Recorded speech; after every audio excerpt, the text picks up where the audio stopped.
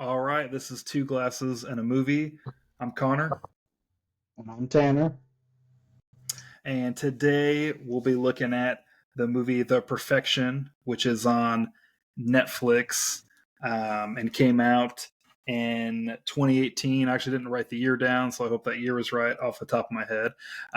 But the synopsis for this movie is when a troubled musical prodigy, Charlotte, seeks out Elizabeth, the new star pupil of her former school. The encounter sends both musicians down on a sinister path with shocking consequences. So I remember reading that and thinking that doesn't really tell me anything about the movie, which is fine. I don't need a detailed plot with a movie. So, Tanner, what were actually before we talk about maybe some plot stuff that had happened? This had Logan Browning and Allison Williams, which I'm not like crazy huge fans of them, but I've seen them in a few things. So I was actually really excited to watch this movie because of that. Logan Browning was in Dear White People, and that might be the only thing I've seen her in. And then Allison Williams was the girlfriend in Get Out. And actually, I don't know if I've seen her anything else either. So I was like, two people I kind of knew of that were in there. And then the director of this movie was Richard Shepard. He didn't. I don't think he had a ton of directorial things. I think I went through his list and didn't really see anything on there. So Tanner, what were some main kind of plot things and some things that happened in this movie? I'll say a couple other things real quick before I jump in to that. So this will be the first movie that we've recorded about where I had seen it already and you hadn't seen it yet. And we sort of picked this, a month and a half ago or so when we talked about kind of choosing a horror movie, choosing something for kind of the holiday season of Halloween. And I know I love horror movies, so I watch a lot. I watch tons of different kinds. Everything that is sort of horror or adjacent to it, I watch. You, in general, don't watch much horror, but you do tend to watch maybe some thriller or kind of mystery suspense kind of movies. So I wanted to find something that you might like that wasn't like, let's watch The Exorcist or something where you would just be like, I'm not into it. So I kind of picked this for that reason because I knew I had seen it and it was enough kind of suspenseful, not, supernatural, not crazy kind of horror stuff. So that's part of why I picked it. And then a second thing of that, I don't think I probably watched it like when it came out, but I watched it at least maybe a few years ago. So I had seen it before, but it has been long enough where I remembered kind of bits and pieces. I remember basic plot points, and I remembered some of the twists. But I will say there was a few moments where I had oh man, I I didn't quite remember exactly how that part was going to play out. Yeah, yeah. So I enjoyed the second time around. It was a movie I still liked after seeing it once a few years ago. So without giving like tons of crazy spoilers, because I do think this is a movie where we could easily spoil the whole thing if people haven't seen it. A few kind of plot points. So both of these women are cellists. They have gone to this kind of private academy that trains musicians, and Allison Williams' character had been there when she was a kid up until she was about 13, and her mom gets sick. She has to kind of drop out, and she takes care of her mom for the next 10 years or so. And so she was this very promising musician. She was probably going to, become a professional, and her career was just cut short and put on halt for a long time. Then Logan Browning's character essentially is the girl who takes her spot at the time she leaves this academy. And so she has spent the past 10 years training. She is kind of world renowned. She works at the school still, and she's a performing cellist. And Allison Williams' mom kind of finally dies. She reaches back out to her mentors at this academy and says, hey, I am kind of available again, and I would love to try to pick back up with you. So that is sort of the inflection point of how these two characters meet, and they just have a spark immediately. You can kind of sense the sexual tension between them right off the bat. And Logan Browning's character named Lizzie also explicitly says, like, I knew of you when I came there. I already was really impressed with you. I already, liked you and what you were doing. So to an extent, we're kind of getting like a pretty early foreshadowing of like there's some type of, you know, maybe adoration, obsession, maybe like a jealousy. You're seeing a lot of this type of stuff at the beginning because of these few pieces of information that each of the characters give right off the bat. What we don't necessarily know is how wild it's going to get as that develops in the next few days and few weeks. Yeah, yeah. So what kind of the beginning of it? How do you feel like that was just part of the movie? So before some crazy stuff. So eventually they go on a trip together, basically. So up to that point, what'd you think of the first? That's maybe 20-25 minutes in the movie. How'd you feel about just the beginning of it? I like it, and I think it sets up things pretty well. I do think that you have a little bit of like, where is this going? And a little bit of why are we watching like this specific part of it.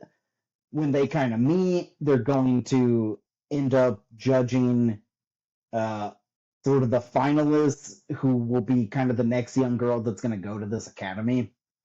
And so I would say the intro is like a little bit long in terms of getting us towards the main point of the story. And it's only a 90-minute movie. So in some ways, I think it could have been longer and drawn some other parts out. But I do think some of the intro is probably longer than it needs to be in terms of them judging it and how long they actually spend kind of in that scene overall. Yeah, I agree with you. I think honestly, I mean, the first 20 minutes or so, that part we just talked about, I was like, boy, I was a little bored. I didn't really understand why. I think they could have done more with like the academy, and you learn more about that like later on. But they could have done more with her mom, more of her growing up in the academy and playing, and more of like why it was a bummer for her leaving, or even kind of setting up. I got a handful of things that like kind of irked me, really small things that were kind of annoying. But it is like why maybe more of a reason of why like she's wanting to come back other than her mom passed away, and she wants to get more involved. I guess. But yeah, there's not a lot. I wish there would have been more with that overall. I'm a little annoyed. So I think they're supposed to be like 19 and 24, and their actual ages, like Lizzie, who's 19, I think is supposed to be 19 in the movie, is actually 35, and Allison Williams is who's supposed to be, I think, 24, is 36, and that's based off the fact that like Lizzie said, I was 9, you were 14, it's been 10 years. Right. I think that was the right math, and like they look younger-ish, but I was like, oh man, the age I don't know, that was a really small thing that was annoying. Just again, super small thing, not make or break or anything. But yeah, just it is really slow at the beginning. And I was like, man, this is not really that good. I was pretty bummed the first part of it for sure. Yeah, I think a couple things about all that. It's like, I mean, Logan Browning obviously looks very young for being the age that she is in this. So I think that it works for the most part of being like, oh, I don't know, she looks young. The casual viewer doesn't just know her age. But as far as like how movie making goes, there is a question of like, yeah, but why didn't you just get a 19-year-old? Because you could. I definitely think there are different times where we both are like that in movies. Like, you don't have to just hire someone that's so much older. There are younger actors, and some of them are really good. It's definitely an interesting thing of, yeah, why didn't you just pick people that kind of represent that actual age? I think said something else, but I already forgot. Okay, so, yeah, I think there's a type of thing in horror movies overall that I tend to feel a lot where we understand you have to kind of set stuff up, you have to establish some characters, but there are a lot of times where we know that things are going to kind of get wild and escalate. Do we need a 20-minute intro when you are going to have things escalate? I would say, like, in this particular movie, I think no. Like, cut down the intro, get to, because the real, you know, moment that sets the actual story in motion is when they start going on this trip, kind of. And I think you can get to that way faster. You can tell her backstory of her mom being sick. You can show them meeting. You can show the moments at this judging moment, and definitely get to it somewhat quicker than what they end up doing. Yeah, I think they definitely could for sure. I'm all for spoilers, and I think that that sucks if people hadn't seen the movie or anything. But I think we definitely have to talk about the things that are going to be that are quote unquote spoilers in the movie. Oh yeah, So do you want to talk about like the trip and like I loved this like next scene and like I don't get got in movies a lot. I kind of like see stuff coming and I didn't. So do you want to talk about basically the trip that they went on? yeah, for sure. I mean, I would love to just hear what got you. Oh, I mean, let me tell. I guess let me tell the thing and then Yeah, get to you the just end. jump I mean, into it. so I want to hear your kind of reaction to having you watch it. okay. Well, they're on this trip, and kind of the quick overall version is I forget what country they're in at the time, but they're in another country, and Logan Browning is kind of slowly getting sick, and she's getting more and more sick.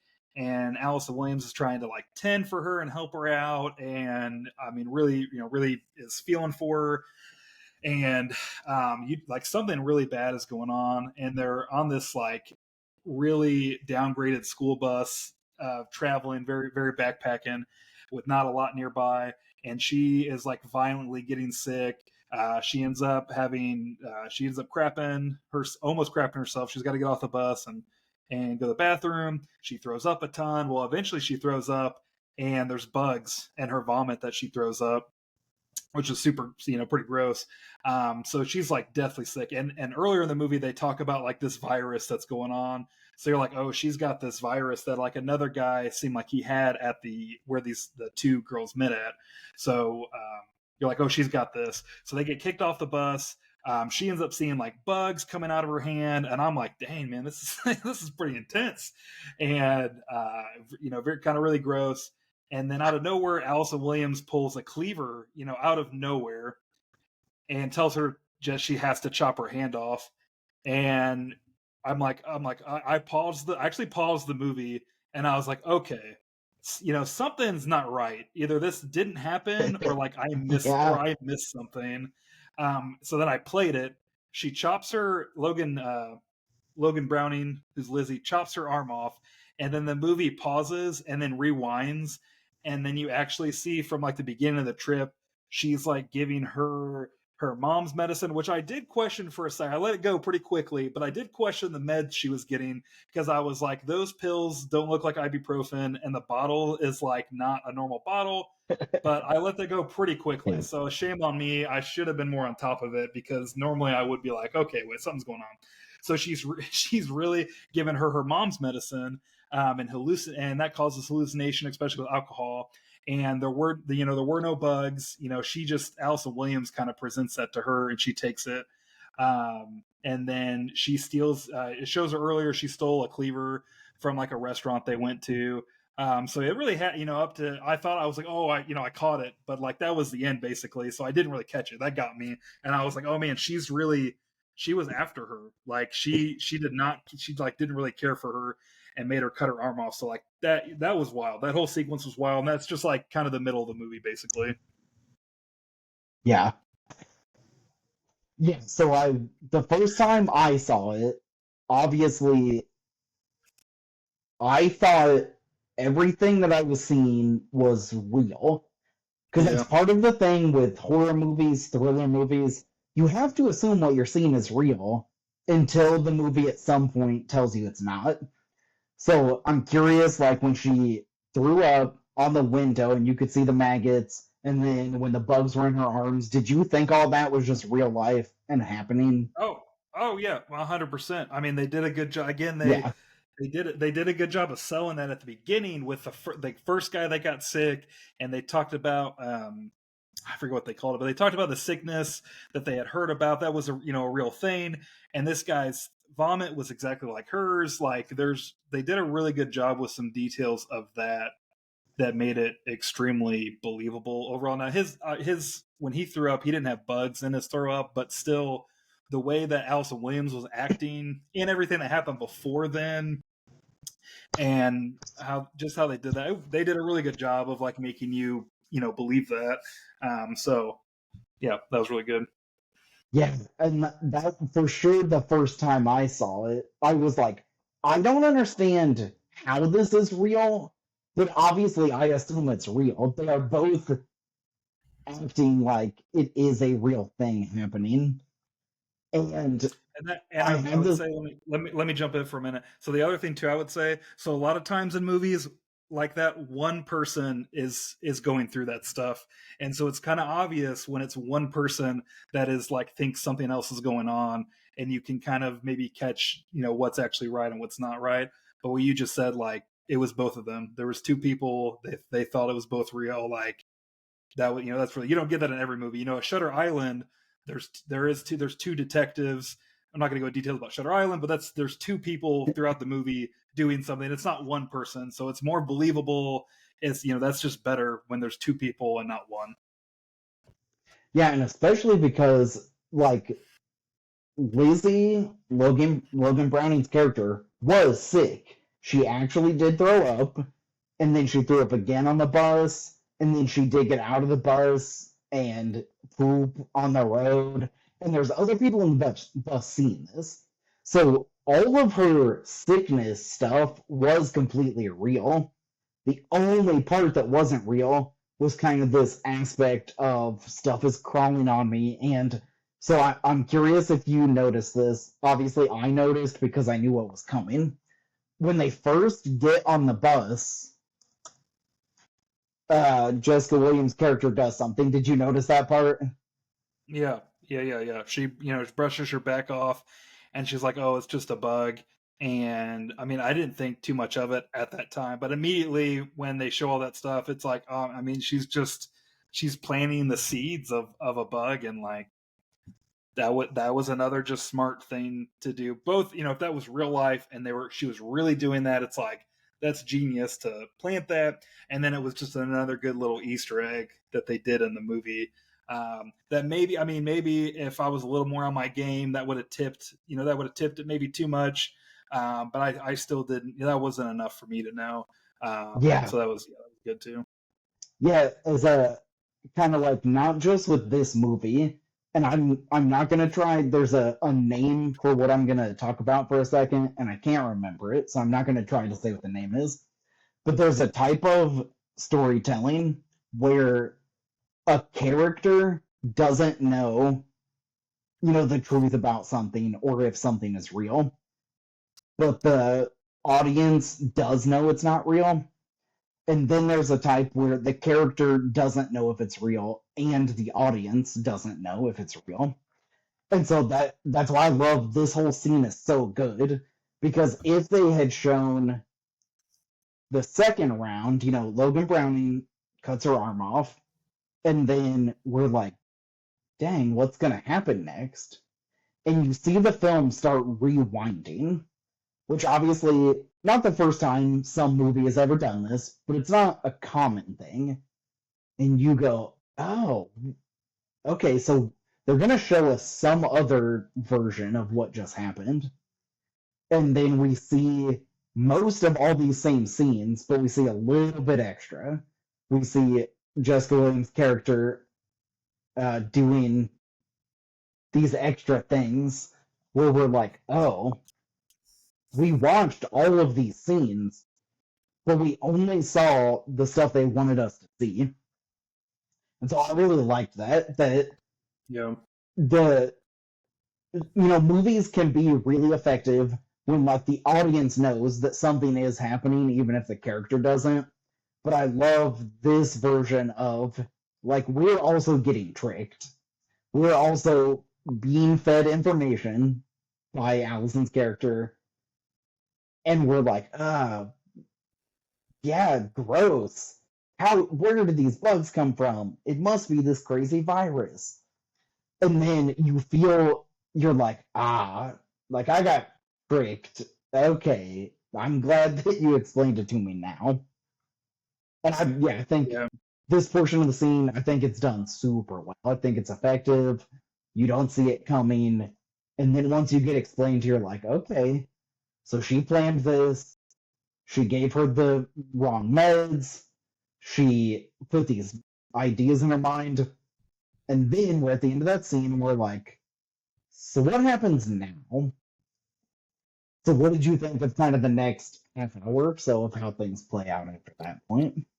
Yeah, I think one more thing I wanted to add to you. I was a little annoyed that like everything had to be like to the perfection, pun intended. Like everything had to go perfectly, and there were some things that Mhm. she didn't have control over that happened. Like they got kicked off the bus, and they were in the middle of nowhere, so that was a great area for her to cut her arm off.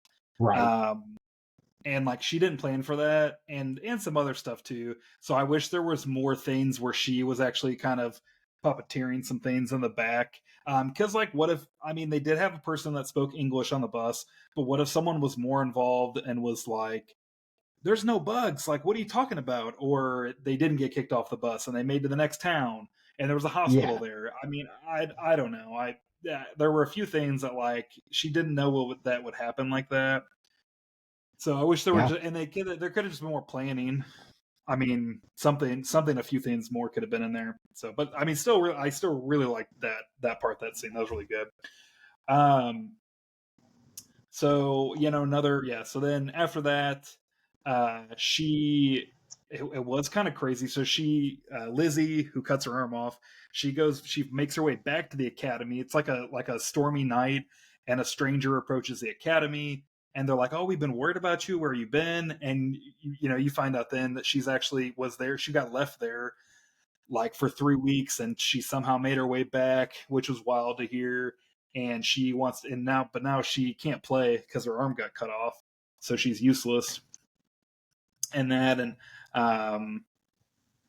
you find out that they're gonna kick her out because probably because she can't play anymore. I guess at that time, it's kind of what you think. And then Lizzie ends up going to find Charlotte and kidnaps her, brings her back to the academy, and then things are like really a really good pace of like finding out more and more. And then I wish it would have stretched out a little bit more, but because it kind of went pretty fast. So they brought Charlotte back.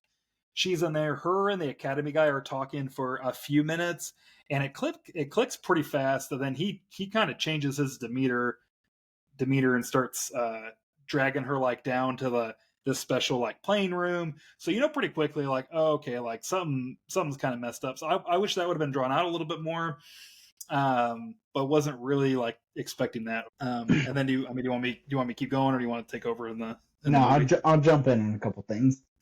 I think that they this movie, I think, is written like very carefully and very tight overall. Of they're only going to give you just little sprinkles of information at the exact time that it's gonna make a big splash. And I think to a certain extent, if we wanted to make the movie a little bit longer, I think there are different things that could have been shown maybe a little earlier or shown a little more in depth. Because for the most part, we only start to see kind of the darkness of this music academy and of essentially the villain of the movie. We only start to see that in like the second half, maybe even almost the last third. So I think there is a possible edit where we just see a little bit of that earlier, where we understand like, oh, both of these girls do have there's some type of dark thing that happened at this academy that we maybe they give a little more foreshadowing or they give a little bit longer kind of scenes that involve that a little earlier on. Yeah. Um, so yeah, we see Logan kidnap Allison. She shows up at the academy and she's like, I know that you said I couldn't stay here because I didn't have anything to offer you, but I have something now. And she is like, I kidnapped her. And so I want to insert, I haven't talked about, a critique that I had because I do like this movie. I don't have a bunch of things that I thought were kind of a significant thought issue, but I will say I don't exactly understand why Lizzie thought it would make sense to present Charlotte like, hey, I brought her here. Now, we'll talk about in a little bit when we get to the very end. But in the moment, I'm like, I don't understand. She is presenting it like, I have leverage now. You want Charlotte, don't you? But the guy that runs the academy, I don't know if he necessarily has like beef with Charlotte or if he has like, oh yeah, you're right. Like, I did want you to kidnap her. So I was a little bit like, I don't know if this part makes like complete sense at this moment while we have all the information that we have. Did Yeah. that strike I you in thought any that. type of way? Yeah, I wrote that down. I was trying to refind it on here. I wrote down like what did she think bringing her was gonna do? Like, because there was Yeah, nothing. Everything you just said. Like, why would he want her? It didn't seem like he really cared about like Charlotte that much. Like, yeah, it did just seem like this is not a piece that you're presenting that's usable. So yeah, that was confusing. yeah. Also, did she drive from Minneapolis to like New York? Is that where the academy's at? Where's the academy located at? The academy's in Boston. Boston, yeah. So they did show, which, yeah, that's just stupid. Like, why make it so far away? Literally, she drove from there. I didn't look it up, but that's probably a pretty far drive to there, Yeah. which is like is crazy. So I have a once we get to the end and we kind of discuss a couple of reveals, I want to circle back to this moment because I just have a general thought that just popped into my head. But yeah, I think that's the thing. So we're in that moment we're kind of like, okay, like Lizzie, you lost your hand, you got kicked out, you like kidnapped Charlotte and brought her here like, hey, I brought this to you. It's a it's a little bit like if you have a pet, maybe you got like a cat or a dog, they kill like a squirrel outside and they drop it on your porch like, hey, I got this gift to you. And you're like, dude, what do you want me to do with it?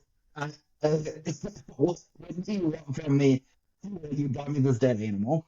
I feel like that's where Anton is a little bit like, Lizzie, like, what did you do? Why did you do this? But once we start to give some of the ending reveal, I still don't think like in the moment it makes this make sense. But once we get to the end, from Logan Browning's character's perspective, it makes sense to do this to kind of set the plan in motion. But from the character interacting with the villain character at this time, it seems like he would have more of a I don't want to be part of this kidnapping. Get off my property. Yeah, yeah, yep. So I'll say before we maybe kind of move into the very last part, I will say the Logan Browning cuts off her hand. It does a rewind. We get the story where like, oh man, that's how that part happened. Then we get this jump ahead 3 weeks later, and then the things happen that you and we've already discussed. She goes to the academy. They kick her out. All this. I was a little bit like, dude, what happened in those 3 weeks? That seems like a great part of the movie that you could have included. As far as Yeah, we know, she got stranded on a mountain in rural China. I know there's like they're trying to keep it tight. They want to keep the like suspense and horror. They want to keep stuff coming. But I'm like, dude, that's a pretty big thing that you left yeah, out that I would love to find out how that all worked out and happened for her, etc. yeah. But I think it's just they probably had like we're shooting for a 90-minute timeline. We're shooting for this like very tight thriller movie. If we're gonna hit Well, all the points we need to hit, we yeah, can't just it show has you an we nothing to can't just do show you 30 more with the minutes. movie. Yeah. Yeah, and it doesn't. It really the whole movie though. It would have nothing to do with the movie. It's not what the movie was about. Yeah. So it really isn't needed with what they wanted. I agree with you. I think it would be really cool to see, and would have been a nice extra thing. But it really like I'm thinking about it, and like it's not what they didn't need that as in the movie, and it wasn't really part of it. So Yeah. Yeah, I think it's a really interesting thing of I mean, you and I love movies and we watch them. Probably every movie we watch, there's these things where it's like, well, I would love a little bit more about X plot point in the movie. So it's a really interesting thing that writers probably, as they're writing, are like, I know people want more of this, but if we're going to like tell this story and hit these points that we got to hit, we can't answer all the questions. We can't expand every scene. And so it is, yeah, it's like, it's just that balance of, I would love to know more about how she solved this problem for herself to get out of being stuck. But you just said it. There's no relevance to like this storyline, even though it's like, man, that's something I'd like to know. Yeah. So we'll jump into kind of the last third of the movie. It's broken up. We didn't really mention this, but it does the showing chapters on screen of how things happen. But I would say in general, mm-hmm. it shows like maybe 5 or 6, but there's not really that many actual like parts of the movie. I think this is a pretty good like first part, second part, third part of the movie. The third part kind of being this So expanse of there was 4 parts. okay, but I feel like the kind of the way the story plays out, it's a little closer to 3 of yeah. And I think where we're at is like Charlotte has brought her here. They're both in the academy now. Charlotte has revealed like I know, or I remember this stuff, and I kind of allowed myself to come here. We get that glimpse of, oh, like Charlotte was not kidnapped 100%. In some type of way, she like had something she needed to say to this guy. And then we kind of launch into the back end of the movie with these different reveals. So how did you feel about kind of the way the last third of it plays out? Yeah, I mean, so do you want me to like go over some of it? Like just talk about the end of it? Yeah, I think you go ahead and do, since you haven't seen it, give us a few of the plot points that are necessary, and then give a few of your reactions to how you like So was they drag Charlotte down, they chain her up to they have this special playing room that she played in with when she was a kid, and they chain her up, and I think it's before the performance they kind of show when she was a kid something that happened. You're like, oh, well, she was abused here, and like that's for sure. I mean, you already were sure you were like, oh, it is the instructors after he like dragged her down the stairs, but you're like, oh, well, he like sexually abused her, and so she's like chained up and she has to perform. And they have a new student, and the guy's like, well, if you don't perform well, I'm gonna like hurt the new student. And she plays, and I think she messed up. I don't know where. I'm not. I wouldn't really know. But she messed up. really So she close was to the bored. end. There was like Okay, one note that was wrong. gotcha. So he ends up letting her go, the new student go, and he's like, you wouldn't really think I would do anything to her, but he's basically like, well, no, I have to punish you. So and everyone's down there. They have him, his wife, Lizzie, the two other teachers. They're all down there, and they're all like a part of this like abuse that's like about to go on. And so the wife takes the new student upstairs. The main instructor guy is like, "Hey, come get me in a little bit." So there's Lizzie and the two instructors. The two instructors hold Charlotte's arms, and Lizzie goes in to like abuse her. And then the tables kind of turn, and the two instructors like pass out from like a drug in their drink. And then they get me again. They do another like reverse thing, and I'm like, well, I was like, boy, Yeah. twice in one movie. I'm like, wow, that doesn't happen that much. And I was like, they already got me once. I should have known it was coming. So then they do a reverse thing back to when Lizzie went to go kidnap her, and basically just shows a conversation. And you're like, oh, Lizzie kind of understands the abuse that she went through, and it wasn't right. And you're like, okay, well, they're like about to get revenge, basically. So they end up getting revenge. They kill the teachers that are there. I didn't totally like get the ending. So Charlotte ends up getting her arm cut off because in the fight with the main instructor.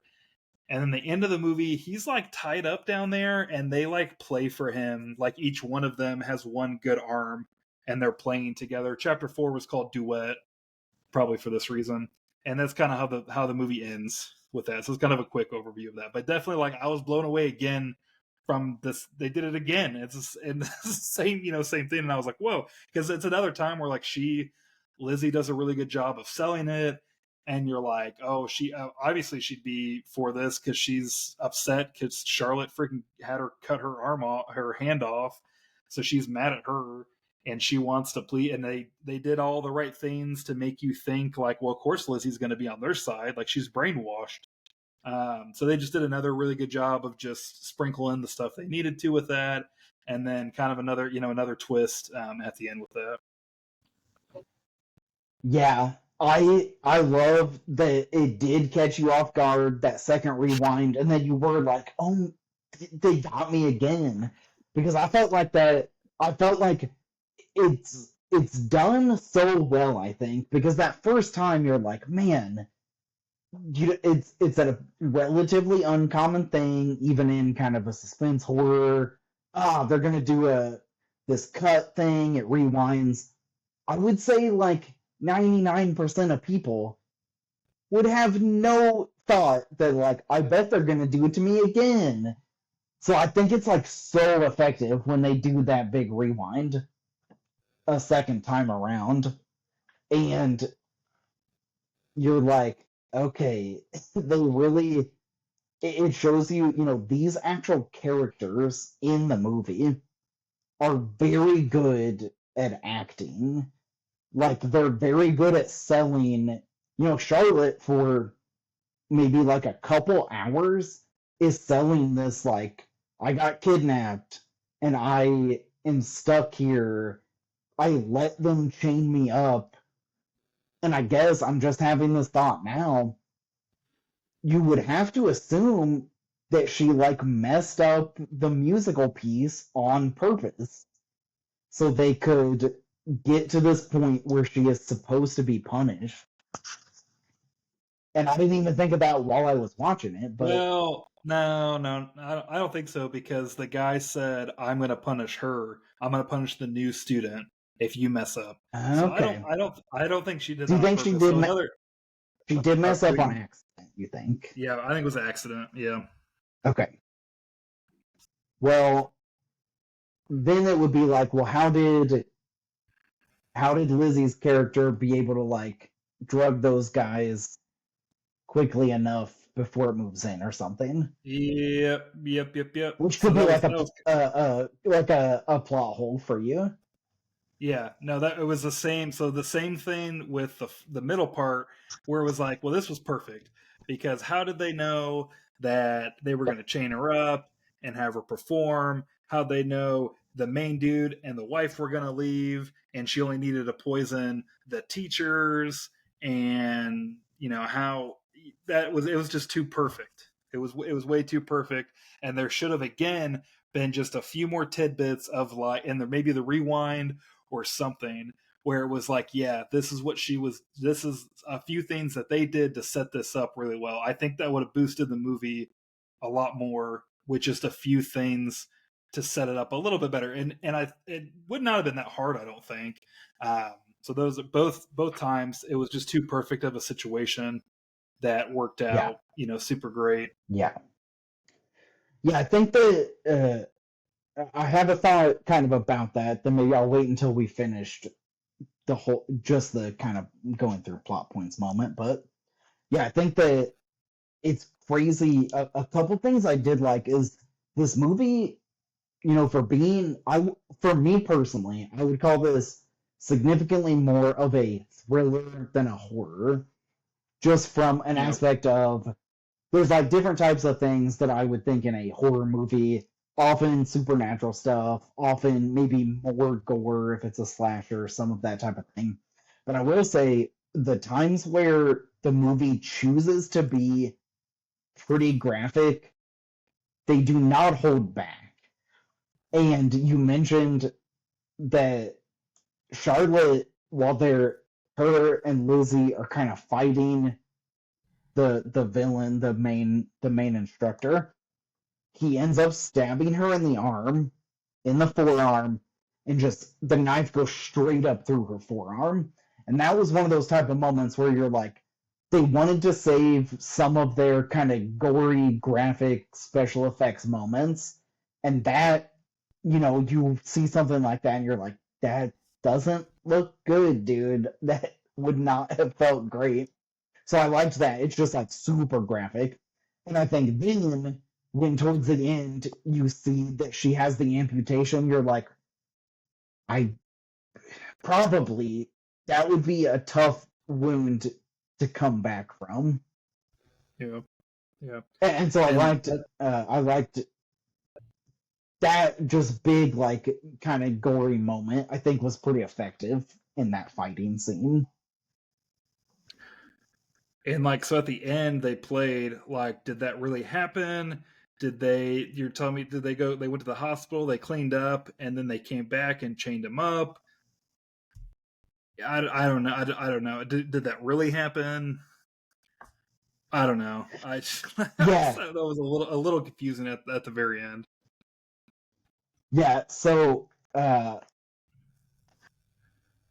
think something that's interesting about that. So I'm going to go ahead and tell a plot point that you didn't mention in the ending to kind of illustrate a bigger point.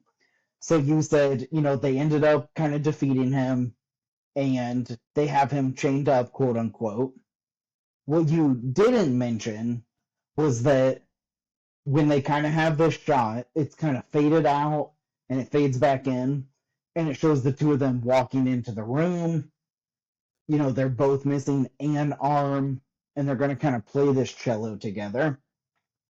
We see the main instructor sitting in a chair and they have fully amputated both of his legs and Yep. both of his arms. So he doesn't have his limbs anymore. And they have sewn his mouth shut and they have sewn his eyes shut. So he can only listen. And you are like, whoa, that escalated. That was a big goodness. They really went for it at the end of that. And so I think something that I think is interesting. I don't know if this is what you might call the official term, but this is how I think of it. Horror movies tend to use what I would call like a stinger at the end, which is this kind of big, crazy visual a lot of times, so that when the movie cuts, you're left with, holy shit, dude, that was really a thing they showed me at the end. And so I think for me as someone who like I watch tons of horror movies, a lot of times that big crazy moment at the end is like super effective as far as like I am kind of scared, I am unsettled. I think it's a great thing that movies do a lot of times.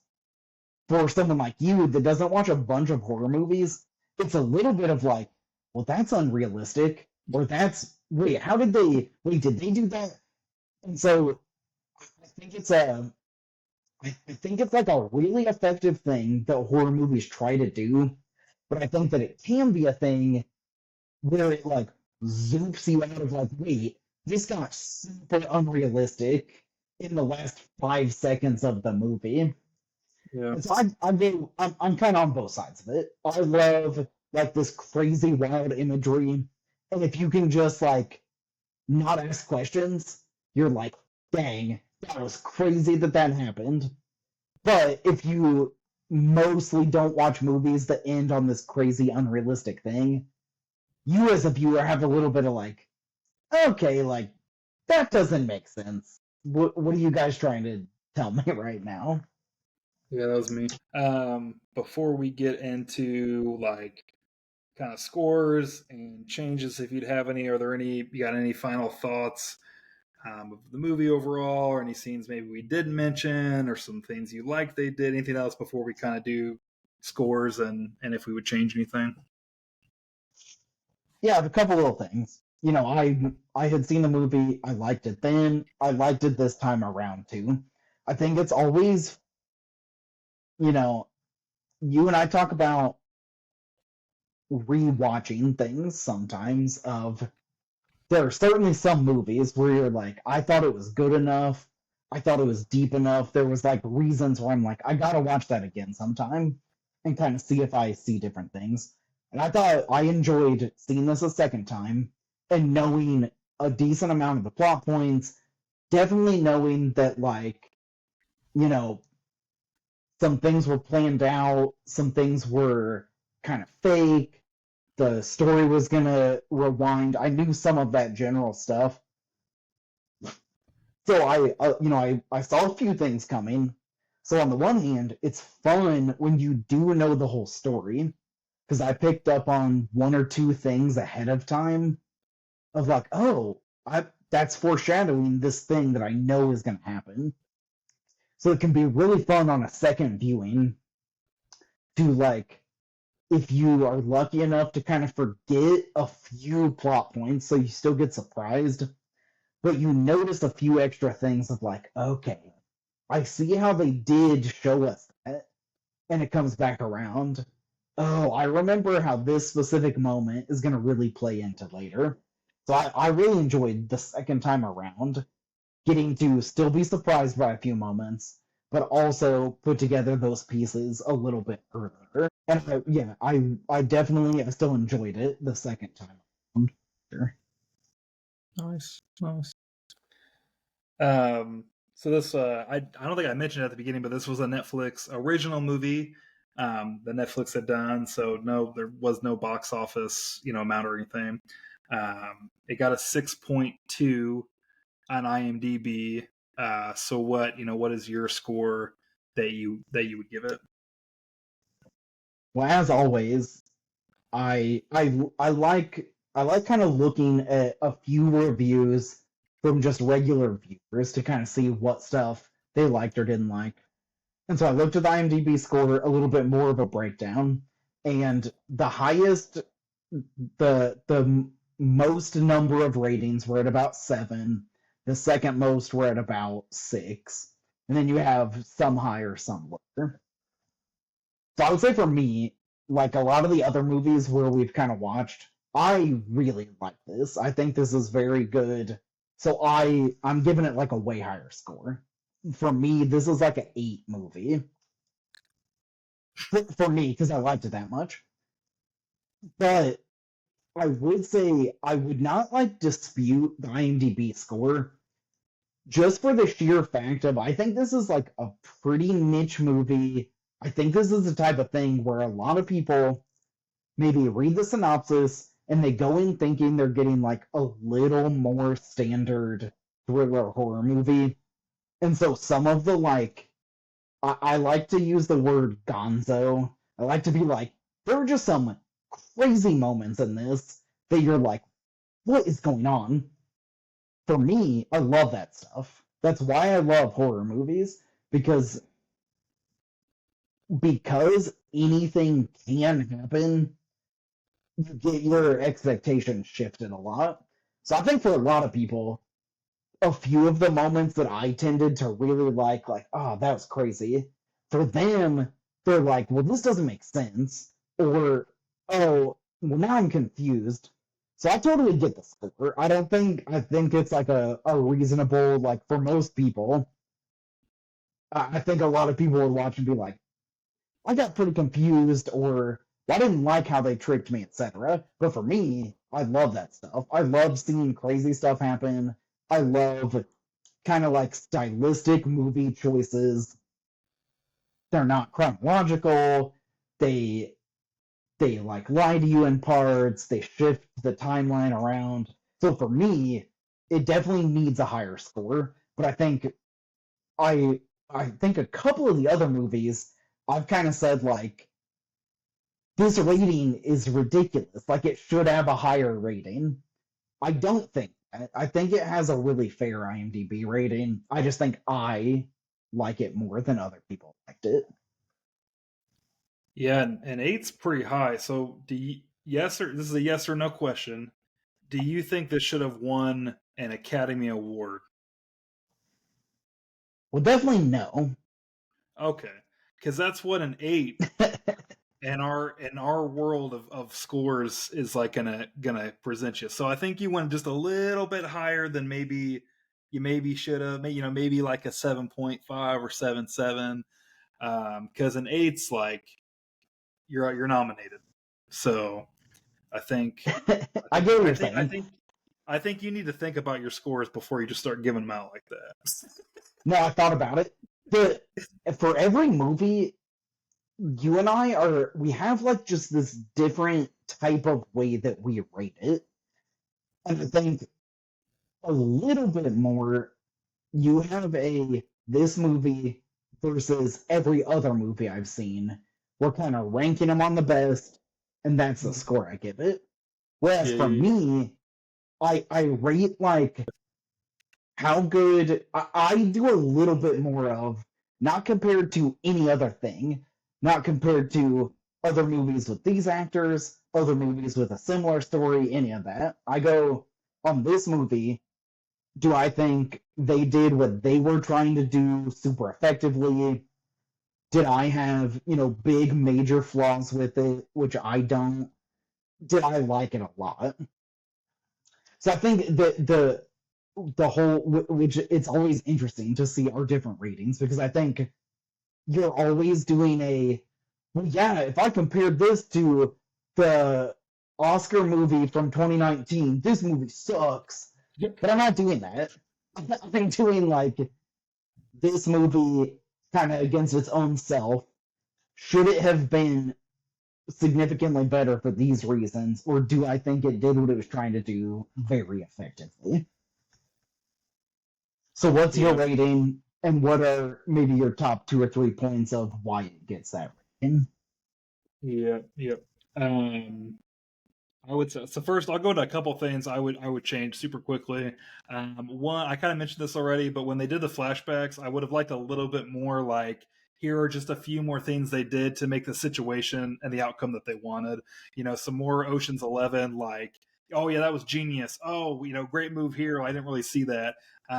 More of that stuff. Even if it was like you didn't see it, maybe it was an off-screen thing that they show you later. I don't care. You know.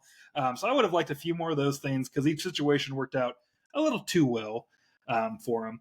And then the Yeah, other thing I would have liked more at the beginning that sets up that like there's you don't find out for a while that there's maybe something traumatic from or something dark from the academy, and yeah, I would have liked something to be set up, and it would have been it would have been great for it to be a total twist where it was like, oh, the instructors were abusing you.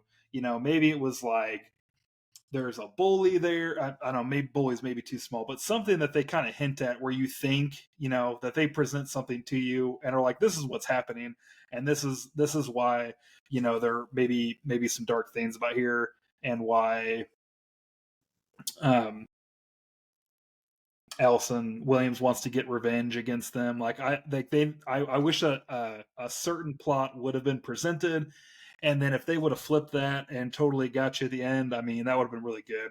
Um, so so overall, I liked it. I was pleasantly surprised. I was got twice, not once, but twice, which is that just doesn't happen. You know, I love it. I'm a Rain Man when it comes to movies, and I can tell you exactly who the bad guy is, who did it, when they did it. I can only catch that 9 out of 10 times, and I didn't this time. So that's what I like in a movie, and that really gets me. So this is better than I thought. I'd probably give it a 6.5. It wasn't quite. I was leaning, I was debating a 7, but to me a 7's like, well, I would tell someone about this movie at a 7, and I really wouldn't. I also wouldn't say this was a horror movie. I mean, it is classified as a horror movie, but I would have said more like a thriller. I mean, there are some of the gory parts we talked about, and I guess that classifies it as a horror movie, but I don't think I would. But I give it a 6.5, and each one of those things would have bumped it up a half a point probably, and this could have been a 7.5 type movie, maybe even an 8. Maybe I would break my rule and say, hey, not nominated, but hey, I'd give it an 8, because if they would have had those things and it looked even better and there was more plausible things, and then they did a twist at the end, where you're like, oh, it's the instructors. I thought there was something else shady going on. That would have made it even better overall, I think. So I'd say 6.5, and the score I think is fair, an overall fair score. I think that I don't really have anything to back this up, but I think streaming movies get knocked down, unfortunately, overall. Multiple reasons. We don't have to go into it necessarily, but you're gonna watch it. It's totally different to watch a movie at home on your TV than at a movie theater. So people's perceptions gonna be is gonna be tilted down. So, but yeah. I had a couple of just general streaming questions to end this. So, is there anything else you want to add before we talk about just a few general streaming things? Yeah, I think I'll wrap up with maybe a couple different things. Sometimes we talk about, what would you fix in this movie? And I think for the most part, kind of the way the plot unfolds, I don't have too many issues. But I do think something we talked about briefly is I think the movie could be a little bit longer as just a movie, where I think there is a potential of like a 3-part miniseries that's like 45 minutes to maybe an hour. So Yeah, for a movie, maybe at least add 20 minutes or so. Or if you want to be like, okay, I think we could do like a pretty cool 3-part, still short for like a show or a mini series, maybe 3 hours. And I think just a bunch of the little things we talked about, add like a minute or two here and there to make some of the cuts make a little more sense, or like you said, a little bit more of the backstory. Maybe we get a little bit longer thing of them when they're younger at the academy, some of that type of stuff. I think as like a really tight 90-minute movie, I think it does like a pretty good job. But I think there's enough kind of unexplored or maybe unexpanded moments that I could see maybe like a 15 to 20 minute longer movie, or really expand it a little bit and do like maybe a few hours of a mini series.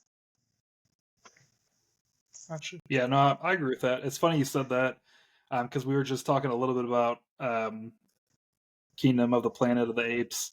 And I think you had said you're a little disappointed, but I thought that with that movie, that I think that would have been better as like a 6-episode, 8-episode type thing, because the story just wasn't enough, and the type of story they did is just mostly dramatic and drama filled, and I don't think that a lot with movies, but both of these, yeah, I think could have been kind of mini series type, limited series type things that would have been maybe a little bit better.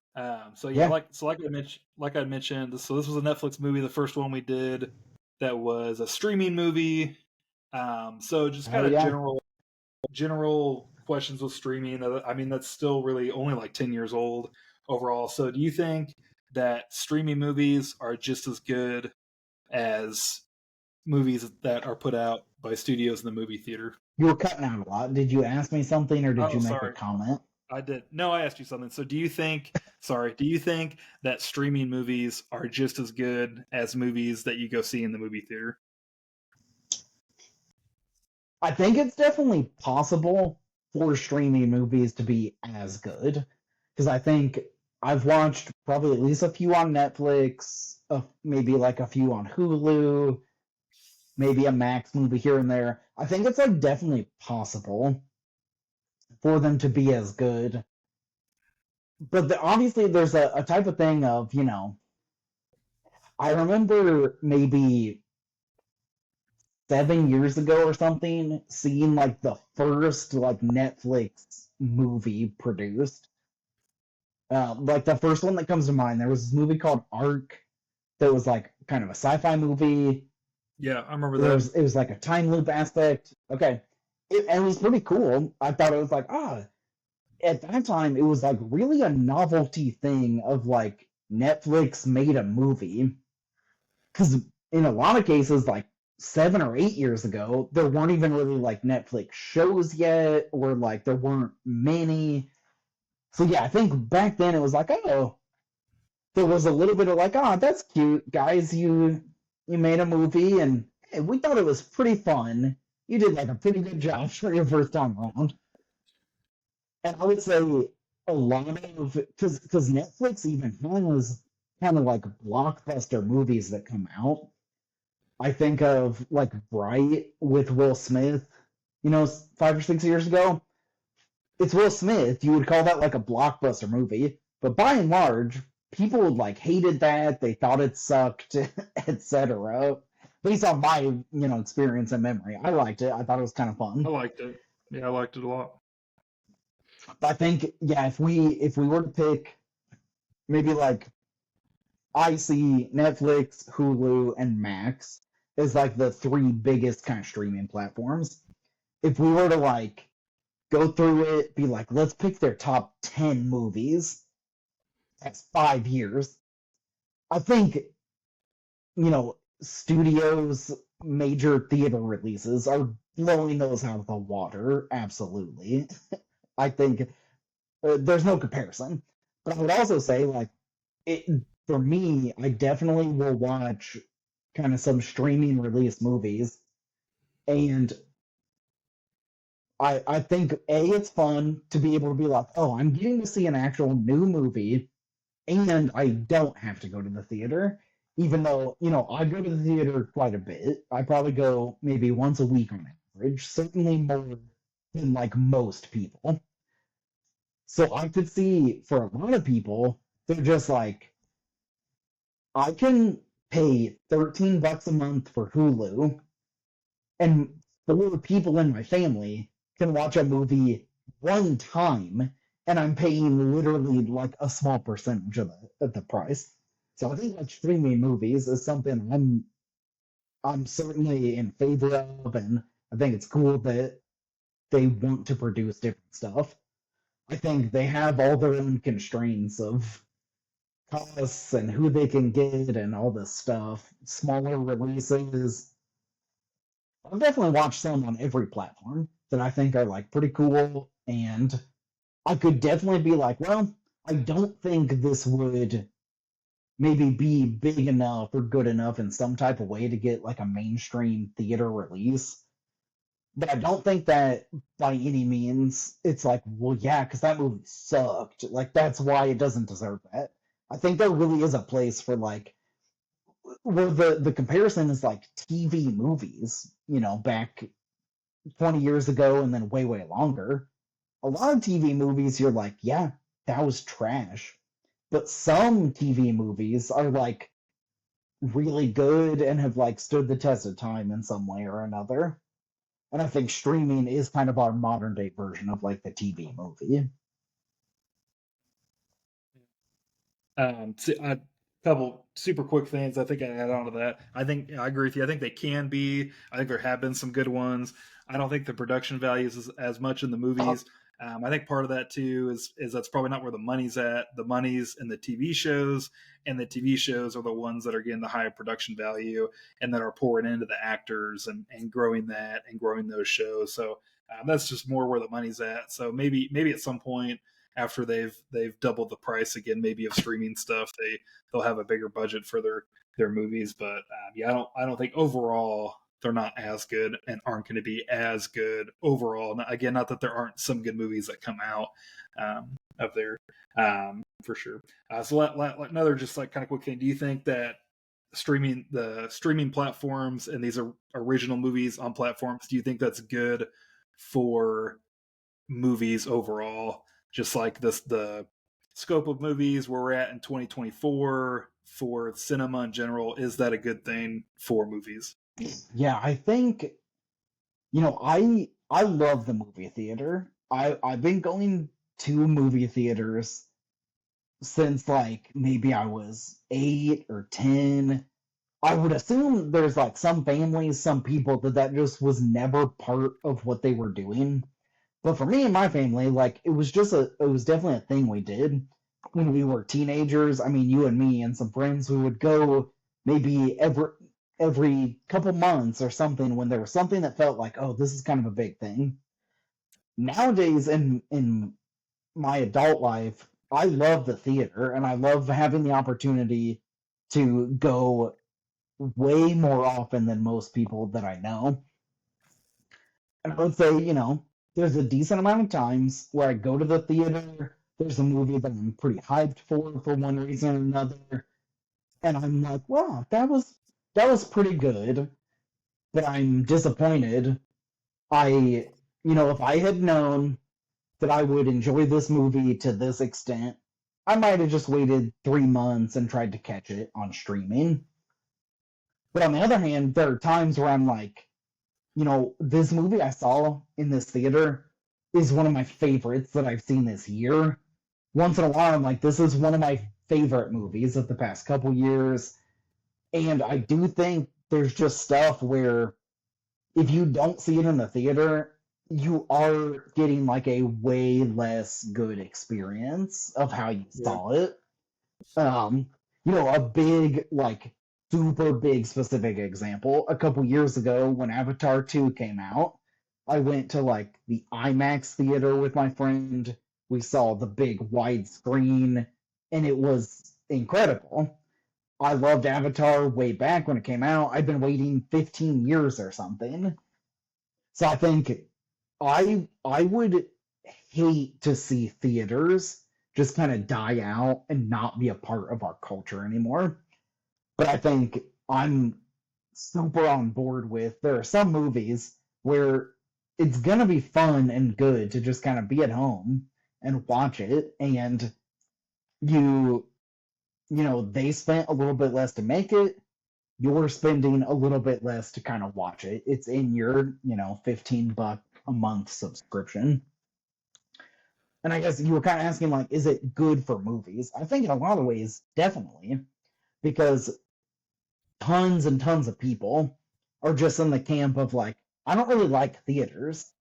I don't have 30, $40 to take my family. I don't want to go out in the evening and it's crowded, etc. Like, I think it is very cool that we can get like pretty high quality, kind of blockbuster level movies where you get to just stay home and watch it. And I think another just kind of, tangent of the conversation is like the sort of like pay per view movies, or, even on Disney Plus, maybe you got to pay because it's also in the theaters right now, but you got to pay extra if you want to see it now versus if you wait a few months. Anymore. I don't. That's not. Oh, is that not? I don't think so, because it didn't do well when COVID was going on and they started doing that. I'm pretty sure that didn't do well, so I don't think they do that anymore. You're probably right about new releases, but there definitely is still you have to buy it or rent it when even it's 3 months old. And I think that's an interesting kind of. Are we going to see less and less people being like, I'm not paying $5 to rent a digital movie or something like that.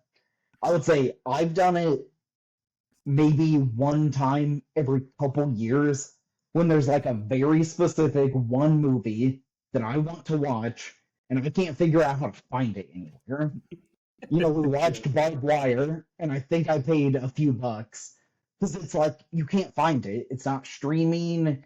It's like an old enough, rare enough movie. I couldn't get a DVD, and I think I ended up I paying on It's on Amazon or something. Apple or something. I watched it on something. Well, did you? Because I was pretty sure that was the one that I Mhm. paid for somewhere. Yeah, I went. Yeah, I just checked. It's not on anywhere. Well, how did I watch that? Huh. Well, did you I watch mean, it on your definitely proper and not illegal sites?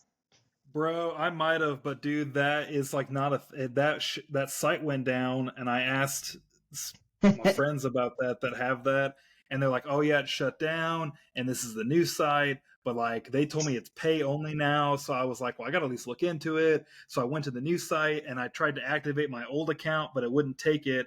And the way that has worked is you need an invite, which that's how the old one was, and they're using Yeah. someone else's account, so they're not going to give me his account or give me an invite to it. So I currently don't have that right now, which made me reactivate my Hulu at least for a few months to catch up on some shows that I was watching on mobile vids.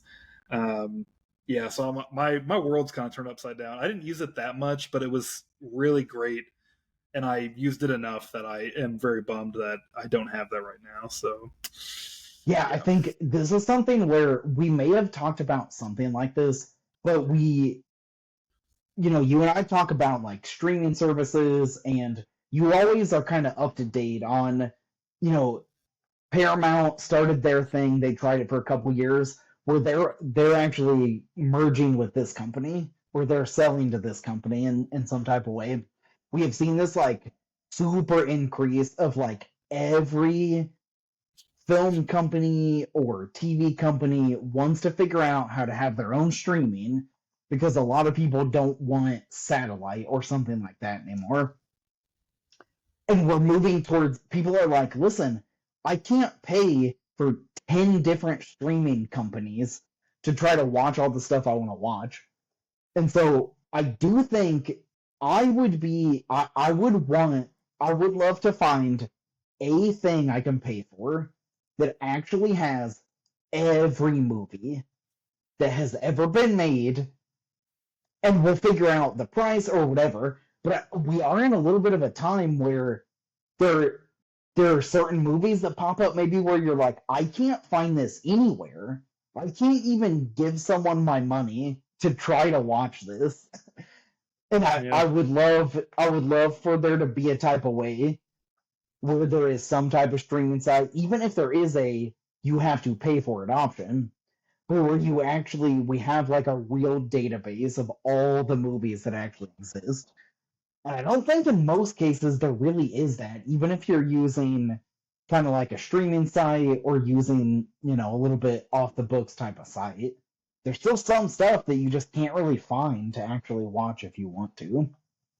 yeah. I think the site that has the most stuff is Amazon, and you rent it. You can pay the 2, 3, 4, $5 to rent it or whatever. But they don't have everything. I mean, some stuff, yeah, that you can't run off there. But yeah, I think eventually it's going to go back to where, I mean, there's going to be like four, maybe five, but probably four main streaming sites that have been bundled, which we're already seeing with Disney. Disney and Hulu are bundled right now, and they actually have a deal where you can get Max Max, Hulu, and Disney. So that was pretty creative. I mean, they're separate. Max is a separate platform, but But I yeah, think I just think the sites like the AMC Plus and the Paramount Plus and the Peacock, like that stuff's not going to survive by itself. And they've they made just don't have enough. They're too much of a niche, only NBC, some type of thing like that. You don't have enough to really sustain a separate streaming platform for something like that. Yeah, yeah. One thing I was going to add about being good for movies, I really feel like I'd love to see some numbers on this, but I feel like 10 years ago when the original streaming movies had started. Like that was the start of kind of a decline of quality, and especially the last 5 years, and maybe because of COVID, but the last 5 years, there's just been such an uptick in sequels and remakes and prequels and reboots. It's like it's outrageous now across the board. Not even movies, but TV shows too. So I don't think it's completely like, oh, they're just out of ideas.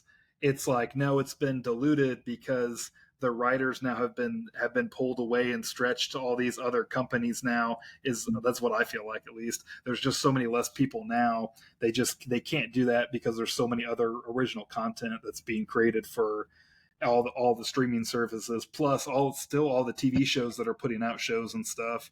Because I definitely feel like you see that in the quality of TV show that's on like the main networks. Like it's nothing to what it was probably 10 years ago. And there's really good high quality stuff. Even, I mean, I might not be interested in all of it, but I can still recognize that like Prime and Hulu and Netflix and Max all have really, really quality TV shows that they're putting out. But I think it's diluted it from the TV standpoint, and then I think that's hurt. I think it's hurt the movies that are coming out in theaters. And I just love to see some numbers on the prequels and sequels and reboots and remakes and stuff of everything. But just like the quality, maybe it's IMDb score, maybe it's box office, and you like can include inflation. But I'd really love to just see like money wise, like how good is each year been, for movies, because it's had to have gone down. I mean, I feel like quality of movies just hasn't been the same. Yeah, I agree with you on a couple different fronts.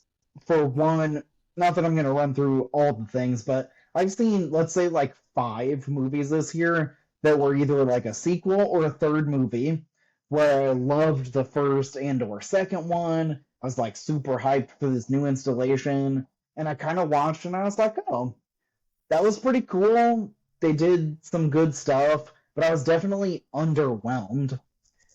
And so I agree with you on that. I would also say, like, for anyone who is skeptical, there are absolutely like original movies still being made that are very, very good. But kind of to your point of if I like gun to my head, it was like you can either watch like new movies that are coming out this year, or you can watch like new TV shows being made. I would probably pick like shows because, like you said, like big networks, mainstream like CBS, ABC, NBC, like broadcast television. I'm probably not watching any of that stuff. But streaming platforms, I think in the past like 5 years or so, the overall quality of like big, good TV shows is better than the overall quality of like big movies. And yeah, there's something about the culture of like people want like longer stories in a lot of cases. They want like a 10-hour season of like one storyline, whereas lots of times in the past, once a week you watch a 45-minute episode and it wraps up really tight and it's kind of over. I think generationally, Gen X, boomers, maybe they still want kind of one episode, it's short, I watch it, but I think people our age and younger want like a long story. They want like one whole season or 2 or 3 where it's like a continuous story, people kind of change and grow, it's not wrapped up in an episode. We're definitely it is like a binge thing. They want to end the episode on a type of way where you're like, well, I gotta watch at least one more episode. So I would say, I mean, I think if I had to pick top 10 movies or something versus top 10 shows of a year in the past couple years, it's probably going to end up on shows. Like, I think that's where right now the kind of best storytelling is happening. Yeah. All right. Well, any other final thoughts then as we end this one? I don't think so on this type of round. I think if we should probably not wait like 3 months again. And then I think I like this kind of ending segment where we maybe do a little bit of not just the one movie, but I have a couple of rants to talk about or a couple things to go on, but I mean, I'm happy that I liked the movie the second time around, and I'm happy that overall you liked it. It wasn't like a no, that movie sucked. I like that you kind of liked it overall, and you kind of got a couple times. So I'm glad. I think it was cool to do one that I had seen and you hadn't seen yet, to kind of see how our different reactions to it were. Yeah, I did like it. I was pleasantly surprised, and it was solid. And we can send your rants up to the board of directors and see if they approve those to be talked about. So, Yeah, dude, yeah, I'll we'll write an definitely outline. check into I'll that. I'll So, see if it passes for sure. yeah, they're pretty brutal, man. So I wouldn't get your hopes up. No, they're a grouchy bunch up there. Yeah, yep. All right. Well, this has been another episode of Two Glasses and a Movie with Connor. And Tanner, I hope you guys listen to the end. Thanks for, I pop off sometimes. I'm glad that you guys stuck around. All right. Roll credits. Roll credits.